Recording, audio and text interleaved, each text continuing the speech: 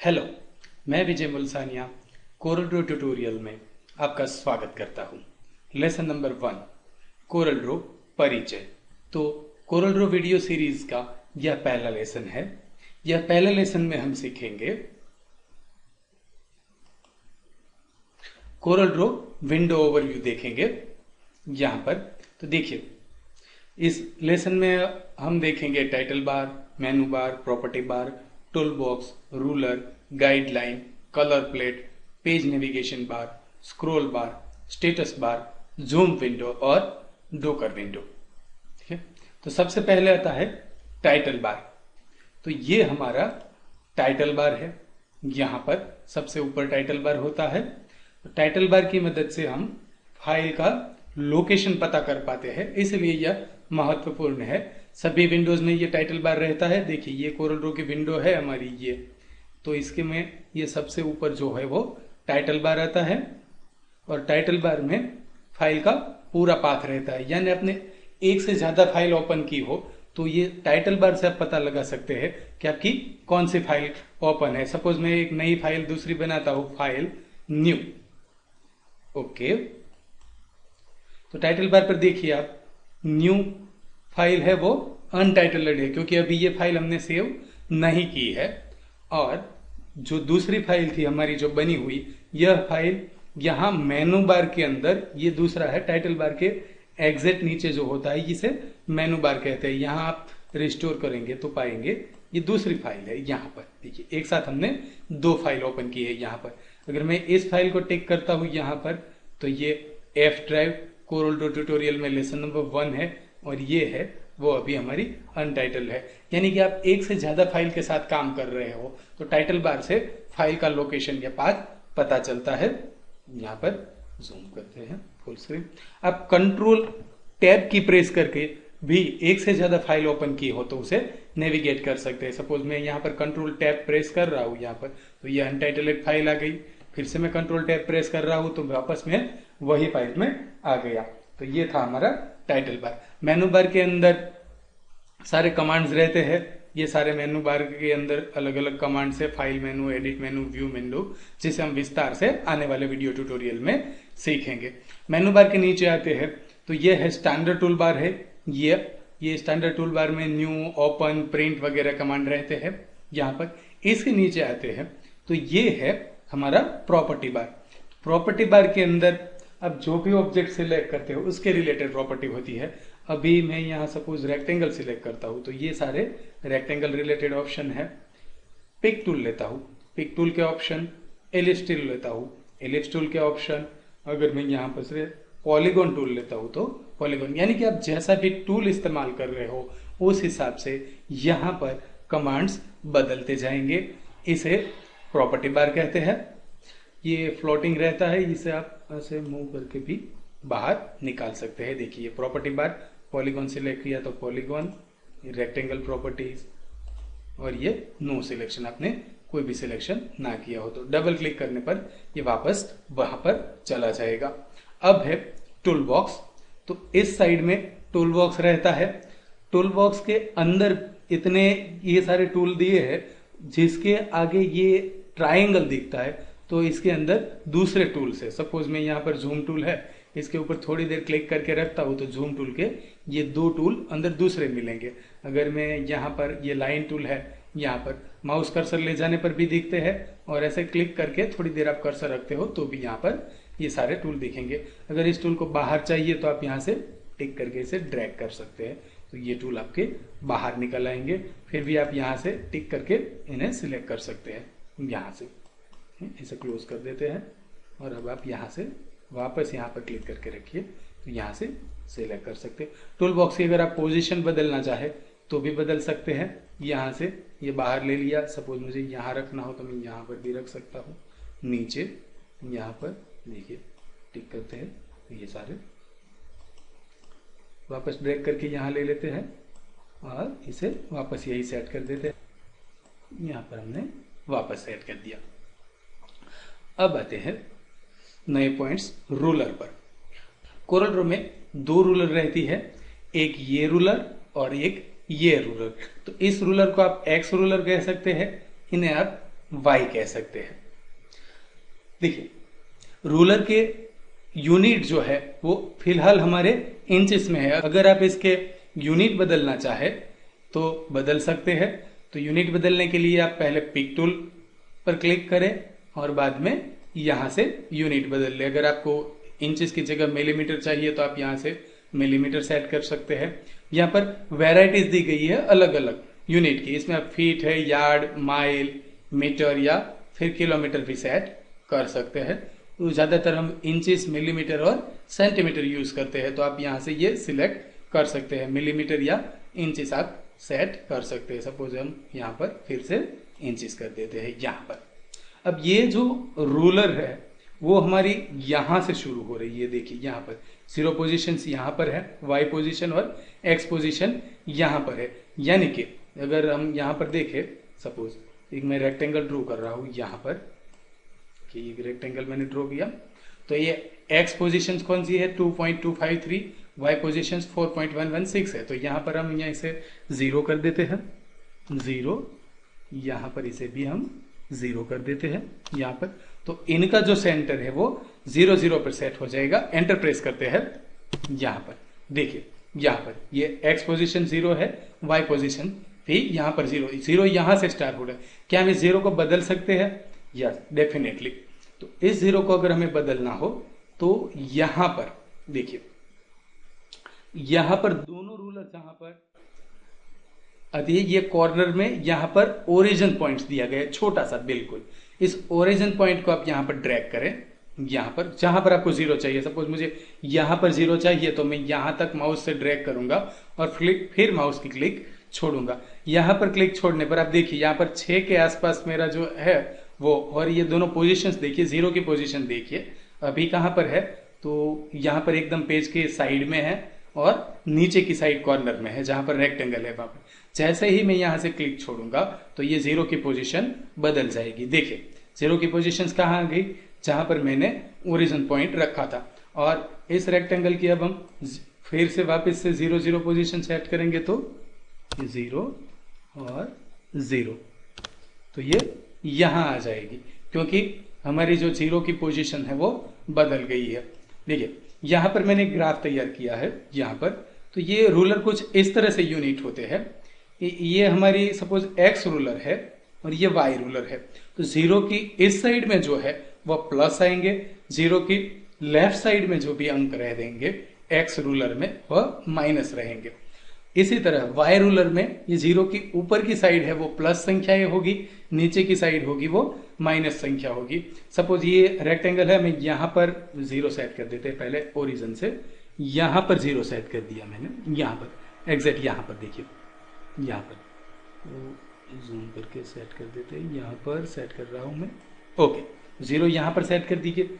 ये पोजीशंस देखिए आप, यहाँ पर देखिए ये प्लस प्लस में आ रही है। सपोज यहाँ पर 3 2 कर देते हैं, 3 और y पोजीशन है इनकी 2 कर देते हैं यहाँ पर, एंटर यहाँ पर। तो ये 3 और 2 प्लस में है, लेकिन x पोजीशन पर अगर मैं -3 करता हूं यहाँ पर, एंटर, तो ये यहाँ पर आ जाएगी। जूम करके देखते हैं, यहाँ पर देखिए 0 1 2 और 3, तो ये -3 है यहाँ पर क्योंकि ये 0 की लेफ्ट साइड है, इसीलिए। अगर ये +3 होता तो ये 3 होता, ये 3 है वो -3 है। उसी तरह ये -3 और ये y भी -3 कर दूंगा तो ये यहां पर सेट हो जाएगा, यहां पर, क्योंकि 0 अब हमारा यहां पर है।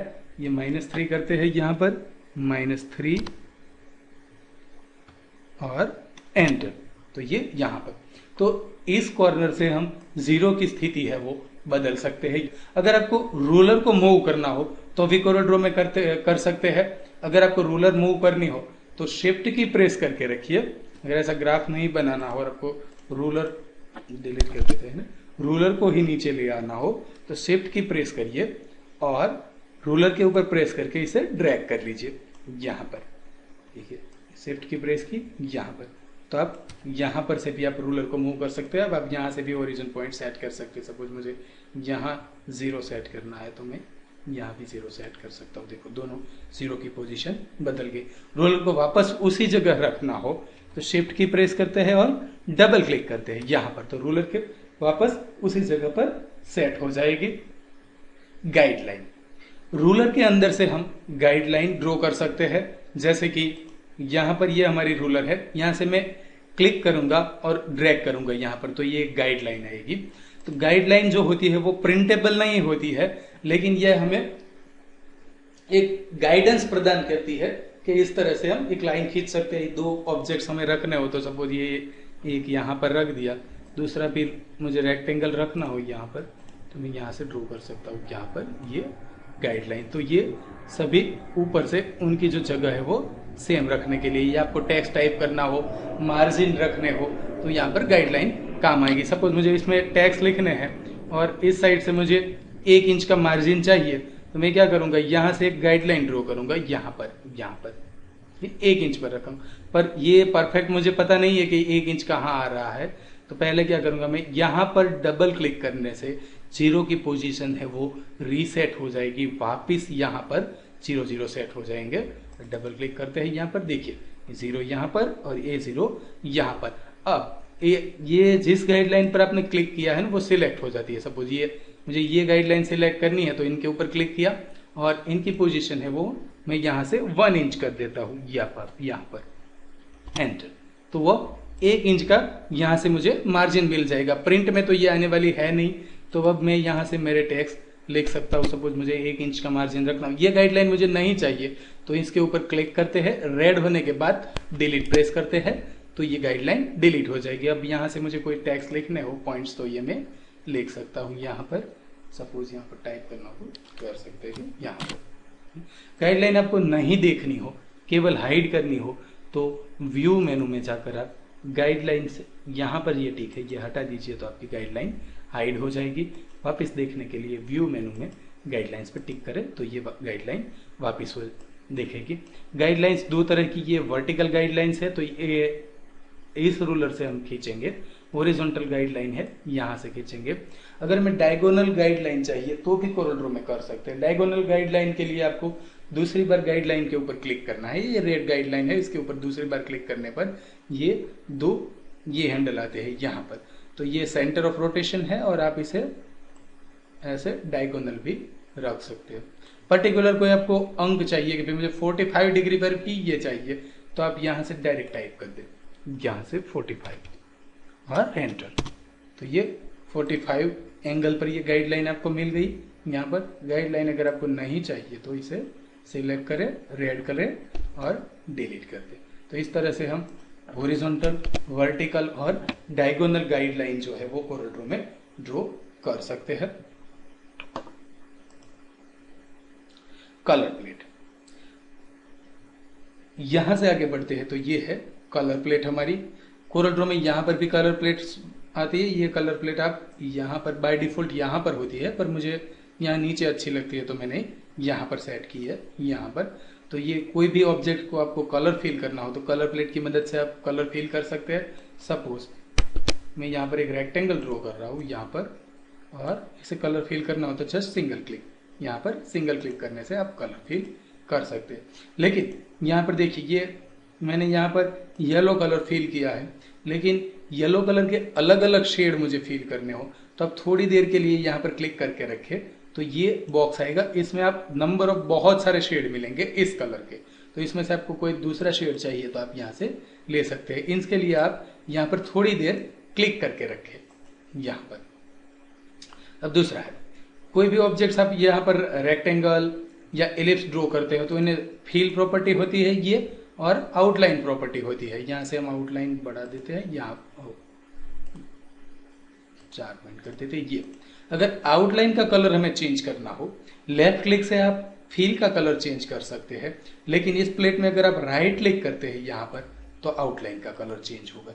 कोई भी ऑब्जेक्ट्स में आप कलर चेंज करना चाहिए आउटलाइन का तो राइट क्लिक करें यहाँ पर। इस तरह से आप राइट क्लिक करके आउटलाइन का कलर बदल सकते हो। यहाँ पर देखिए कलर प्लेट, तो कलर प्लेट यहाँ पर रहती है, यहाँ पर रहती है। CorelDRAW में बहुत सारी कलर प्लेट्स आती है, इसके बारे में विस्तार से सीखेंगे अगले आने वाले लेसन्स में। यहाँ पर विंडो में देखिए कलर प्लेट्स, तो इतनी सारी कलर प्लेट्स है, तो कलर के बारे में हम बहुत कुछ आने वाले लेसन में सीखेंगे।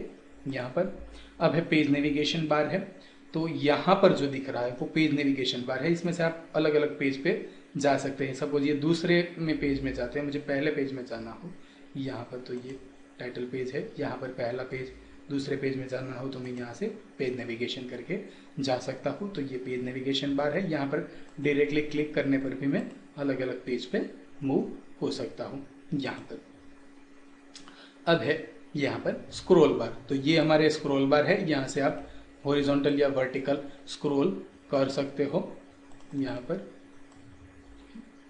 और ऐसे स्क्रॉल करने के बाद ये है, यहाँ पर हमारा है जूम विंडो है। ये जूम विंडो वो यहाँ पर होती है, दोनों स्क्रॉल बार जहाँ पर होती है एकदम छोटे से में, यहाँ पर देखिए, यहाँ पर क्लिक करने पर आप ऐसे यहाँ से भी नेविगेट कर पाते हैं। आप ऑब्जेक्ट को नेविगेट करना हो तो यहाँ से भी कर पाएंगे आप। ये जूम विंडो है। यहाँ पर कलर प्लेट को ओपन करना हो तो यहाँ से कर सकते हैं, और यहाँ टिक करने पर वापस वहाँ पर चली जाएगी। यहाँ से ये कलर प्लेट ओपन की हमने और वापस यहाँ पर रख दी। अब है स्टेटस बार, तो स्टेटस बार है वो यहाँ पर आता है, ये नीचे। तो ये ऑब्जेक्ट के बारे में हमें स्टेटस बताता है। जैसे कि मैं यहाँ पर कोई एक रेक्टेंगल सेलेक्ट करता हूँ यहाँ पर, तो ये रेक्टेंगल की प्रॉपर्टी मुझे यहाँ दिखती है, विड्थ कितनी है, हाइट कितनी है, सेंटर पोजीशंस कहाँ पर है, कलर कौन कौन से फील किए हैं, आउटलाइन क्या है। यहाँ पर सपोज देखिए, तो ये कलर कौन से फील हुए, यहाँ रेड कलर फील करता हूँ तो यहाँ पर दिखेगा ये रेड कलर फील किया हुआ है बराबर। और ये आउटलाइन कौन सी है, वो ये आउटलाइन दिखेगी, उनकी प्रॉपर्टी दिखेंगी। तो ये स्टेटस बार के अंदर जैसे आप कोई ऑब्जेक्ट ड्रॉ करते हैं तो इसके रिलेटेड विथ हाइट ये यहाँ पर दिख रही है। देखिए मैं जैसे ही लेफ्ट से ड्रॉ कर रहा हूँ तो यहाँ पर विथ और हाइट दिख रही है। तो इस तरह से आप यहाँ पर स्टेटस बार में देख सकते हैं। डिलीट करते हैं, आगे बढ़ते हैं। डॉकर विंडो एक और, हाँ इसमें लिखना रह गया है प्रिंटेबल पेज। ये मेन, ये जो है वो हमारा प्रिंटेबल पेज है, और ये सारा हमारा ड्राइंग एरिया है। यहाँ पर हम कहीं पर भी ये ड्राइंग बना सकते हैं। जैसे सपोज ये प्रिंटेबल पेज है हमारा, तो उसमें भी हम ड्राइंग बना सकते हैं, बाहर भी ड्राइंग बना सकते हैं। लेकिन प्रिंटेबल पेज में जो भी हमारा ड्राइंग रहेगा वो प्रिंट हम इनकी निकाल पाएंगे। अगर ये यहाँ बाहर रहेगा तो इसकी प्रिंट जब आप देते हैं तो इसकी प्रिंट नहीं आएगी, क्योंकि ये प्रिंटेबल एरिया से बाहर है। इसीलिए प्रिंट के ऑप्शंस भी हम देखेंगे, अगर बाहर हो तो भी प्रिंट कर सकते हैं, लेकिन इसमें सिलेक्टेड ऑब्जेक्ट रख के इनका ऑप्शन सिलेक्ट करना रहता है। बाय डिफॉल्ट यह बिहेवियर रहता है कि पेज के अंदर के जितने भी ऑब्जेक्ट है उन्हें आप प्रिंट कर पाते हैं। तो ये हमारा प्रिंटेबल पेज है, ये पेज बॉर्डर है। यहाँ पर डबल क्लिक करके आप पेज की प्रॉपर्टी सेट कर सकते हैं, वो आप आने वाले लेसन्स में देखेंगे।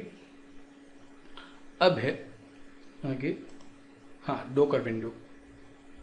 डॉकर विंडो तो इस साइड हमने ये सारे एलिमेंट्स अभी प्राथमिक हमने देखे कोरल ड्रॉ के, और कोरल ड्रॉ में डॉकर विंडो भी आती है। यहाँ पर से हम कोई एक डॉकर विंडो खोलते हैं, सपोज ये विंडो खोलते हैं। यहाँ पर फिलेट, स्केलअप और चैम्फर विंडो है, अप्लाई राउंड कॉर्नर करने के लिए। तो बहुत सारी ऐसी डॉकर विंडो रहती है जिसे आप यहाँ पर क्लिक करके इसे यहाँ पर सेट कर सकते हैं, और इसे डॉकर को बंद करना हो तो यहाँ से बंद कर सकते हैं। तो ये था हमारा पहला लेसन, कोरल ड्रॉ ओवरव्यू। आने वाले लेसन्स में हम कोरल ड्रॉ के बारे में step by step, lesson bye lesson अलग अलग चीजें सीखते जाएंगे। इस वीडियो ट्यूटोरियल देखने के लिए आभार, धन्यवाद। आपका दिन शुभ रहे।